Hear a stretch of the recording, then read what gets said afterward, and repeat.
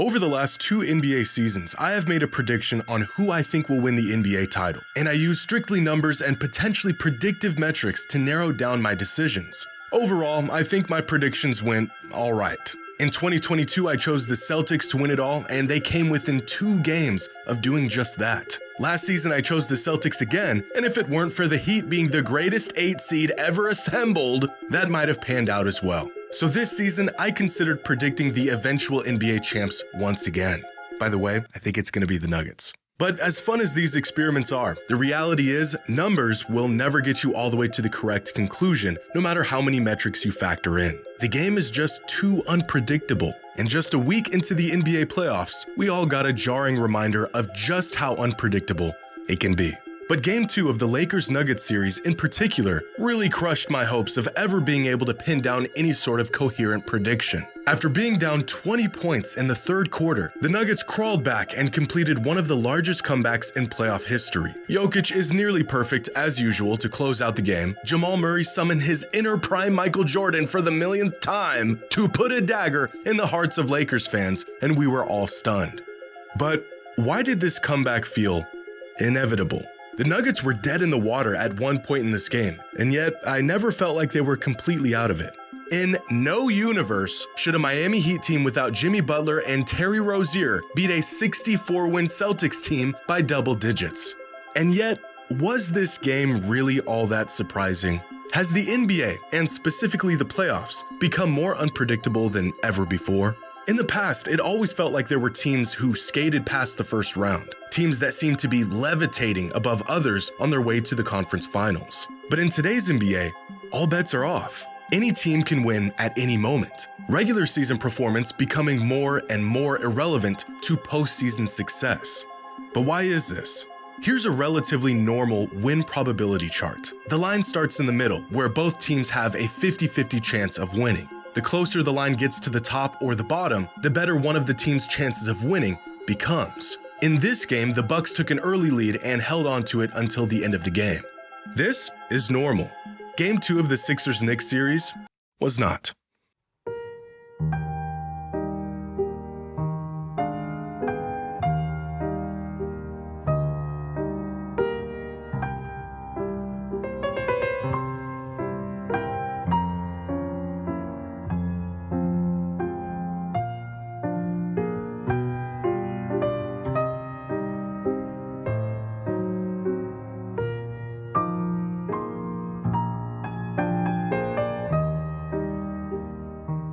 The NBA is a volatile, unpredictable league, and there is a big reason why. Today's video is sponsored by SeatGeek. The NBA season is in full swing, the MLB season is just around the corner, your favorite artists are on tour, and y'all are gonna need some tickets. Now you guys have used my promo code so much that SeatGeek wanted to hook you up with a new promo and a new special offer, and it's the best one yet. For the rest of the season, everyone who uses code Jimmy10 will get 10% off any tickets on SeatGeek. Whether you're new to the app or you've been using it for years like me, code Jimmy10 is good for 10% off any order on SeatGeek. Just get into the app, find the best tickets for you by using their color-coded seating map, punch in the promo code, and you're done. Take advantage of this deal while it's still around. Download the SeatGeek app and use code Jimmy10 for 10% off any order. Is any lead safe in the NBA today? 10 points isn't nearly enough of a cushion. A 20-point win is considered a blowout by any metric, and yet, as long as there's time left on the clock, a 20-point lead can be chipped away relatively quickly in the NBA today. The Nuggets overcoming a 20-point deficit in Game 2 against the Lakers was remarkable. But you know what's even crazier? With a minute and 15 seconds left in this game, the Nuggets had 92 points. They ended the game with 101. That's 9 points in 76 seconds to close out a playoff game. According to Inpredictables.com win probability model, the Nuggets had just an 18% chance of winning this game with a minute and 27 seconds left in the fourth. Even crazier, a more unlikely comeback happened on the same exact night. Take a look at the clock. There's just 30 seconds left in this game. The Knicks have 96 points. When the clock hit 0, they had 104.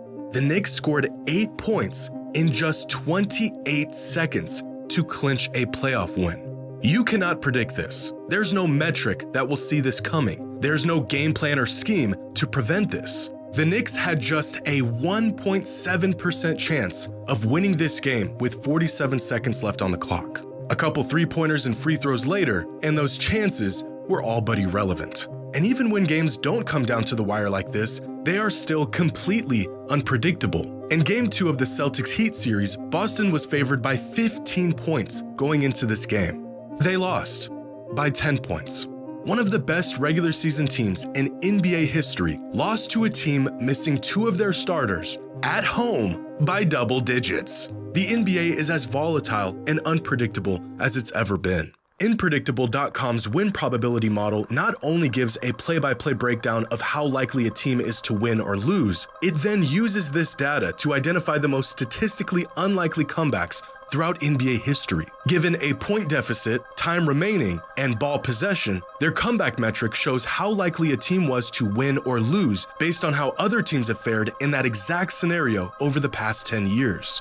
A comeback score of 50 would be considered highly unlikely. This Knicks win over the 76ers in Game 2 had a comeback score of 56.8. Now, here's a chart of every game that featured one of these highly unlikely comebacks from year to year, dating back to the 1997 season. For many years, these comebacks were limited to 10, maybe 20 a season. But year after year, the number of crazy comebacks continues to climb, with the most in a single season coming this year with 32. As pace continues to increase in the NBA and teams incorporate more three-pointers into their game plan, the outcome of these games has gotten more and more unpredictable. The NBA has always been a make or miss league, but as offenses have become more potent, so has the potential for comebacks, upsets, and unforeseen results. In any given NBA game, there are 4 statistics, known as the 4 factors, that have the highest correlation to winning basketball games: how well a team shoots the ball, turnovers, offensive rebounds, and how often a team is getting to the line. How well a team does in these 4 factors will usually determine the outcome of a game. But in today's NBA, most games boil down to just one factor. Here's a chart of how often teams won a playoff game over the years when they made more three-pointers than the opposing team. Over the last 3 postseasons, when a team makes more threes than their opponents, they end up winning the game over 70% of the time, peaking in this year's playoffs where teams that make more threes than the opposing team have won the game 81% of the time.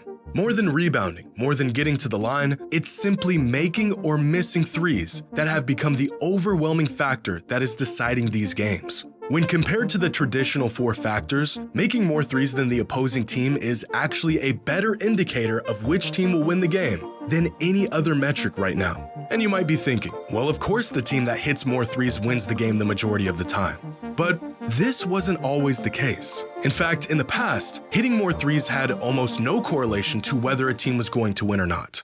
From 1990 to 1994, when a team made more threes than their opponent, they won about 45% of the time. So not only were threes not prioritized, teams that relied more on three-pointers actually performed worse than other teams. From 2010 to 2014, the win rate for teams that hit more threes than their opponent in the playoffs jumped to about 55%. So just a decade ago, making more threes gave teams a slight edge over their opponent, but it was still just one of many variables that would determine the outcome of a game. In the past, three-pointers were viewed as almost a home run, a game breaker, even if the shot was a good open look. Teams didn't take a lot, and they didn't make a lot. But over the last decade, the shot has not only become the focal point for many offenses, it has become the deciding factor in the majority of these playoff games. How many games have you watched where your team gets out to a 10, 15, even 20-point lead, and despite a massive cushion, they still can't relax knowing that all it would take is a few long bombs to shift the momentum and turn the game around? These long bombs used to be improbable. Get yourself a double-digit lead and holding on to it late in a game was relatively manageable. But now, a 15-point lead in the NBA is nothing. Teams can close that gap in the blink of an eye. In 2012, just over a decade ago, the Miami Heat won a playoff game without making a single three-pointer.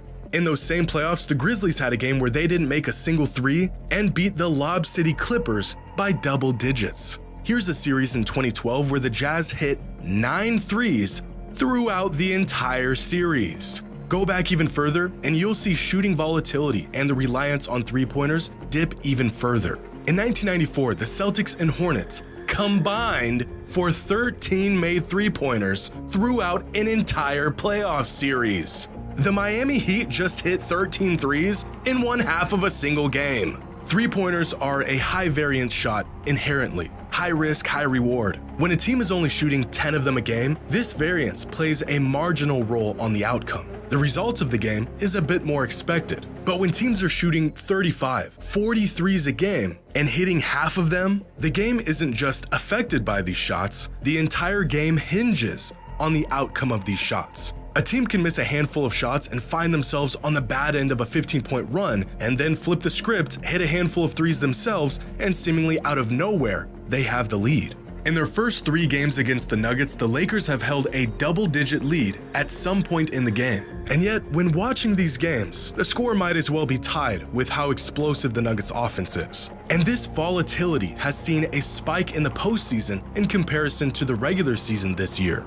Usually in the postseason, teams score less than they do in the regular season. The game slows down, teams have an entire series to prep for the opposing team's schemes and sets. Scoring gets more difficult. But over the last few seasons, this discrepancy from regular season performance to playoff performance has only grown larger. Between an increase in games missed from key players, injuries going into the playoffs, and the previous mentioned variance in shooting and scoring, a team doing well in the regular season has become more and more non-predictive of how they will do in the playoffs. Over the last 20 seasons, on average, teams are scoring about 3 to 4 less points in playoff games than they do in regular season games. So far, in the 2024 playoffs, the league is averaging 10.5 less points scored per game than they did in the regular season.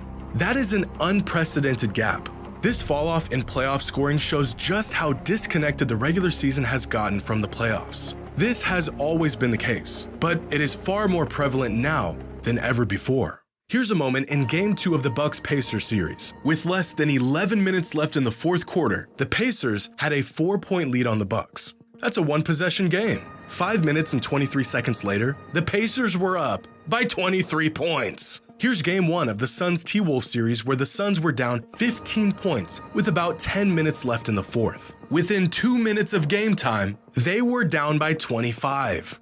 Game 1, Heat vs. Celtics. With 3:32 left in the third quarter, the Heat were down 17. A lot, but still very manageable.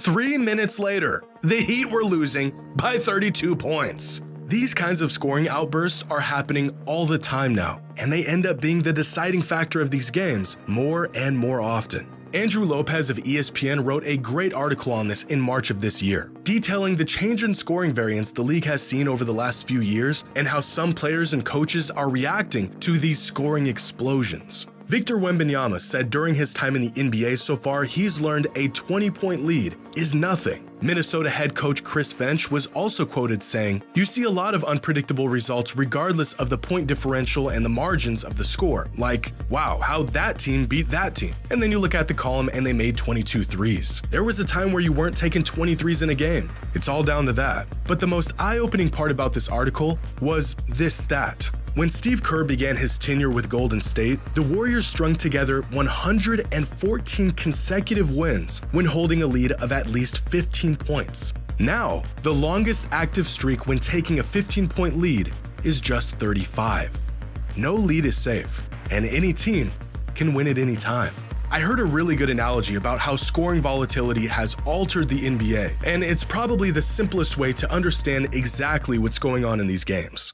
You ever play Mario Kart? Yeah, the racing game for children. Well, in that game, whenever you get out to a massive lead, the game will artificially speed up the AI racers so they can catch up to you and make the race more competitive. And if you fall behind, the AI racers will slow down so you can catch up. This is a mechanism built into the game called rubber banding. The mechanism exists so if you're really good at the game, it still remains challenging. And if you're not so good at the game, you still have a chance to win. No matter the gap between you and the other racers, the game will close it and make the races competitive.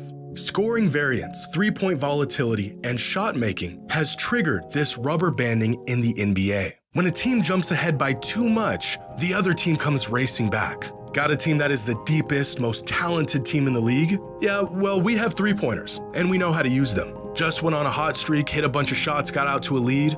That's all right. You'll eventually get cold and we'll hit an improbable amount of three-pointers in a row to close the gap. A team can meet all the prerequisites to be a title contender. They could check all the boxes that past champions checked off. They could be the clear favorite in any given series. And still, the NBA is as unpredictable as ever, where no lead is safe and no team is safe.